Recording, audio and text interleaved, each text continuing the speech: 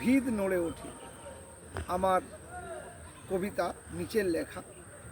আমাকে মোটামুটি সবাই চেনেন, বিধানচন্দ্র হালদার। আমার মধ্যবিন্দু উত্তাল কাব্যগ্রন্থ থেকে একটা কবিতা পাঠ করছি। সবাই বারবার চেয়েছিল আমার কণ্ঠে একটা কবিতা শোনার, তাই নদীর পাড়ে এসে একটা কবিতা পাঠ করছি।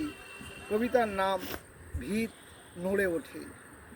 যে বাড়িতে মায়ের জায়গা হয় না, সেই বাড়ির সারা আকাশ জুড়ে কালো মেঘের বিপর্যয়।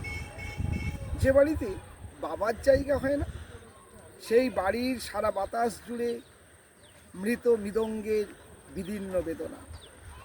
যে বাড়িতে বোনের জায়গা হয় না, সেই বাড়ির সারা মাটি জুড়ে পাতার ভিতর নখের চিহ্ন।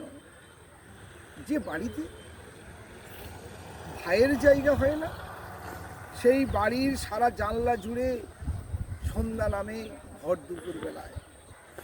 যে বাড়িতে ডালপালার ফাঁক ফোকর দিয়ে সূর্য ঢোকে না, সেই বাড়িটা আসলে মলমূত্রের জায়গা ছাড়া আর কিছুই নয়।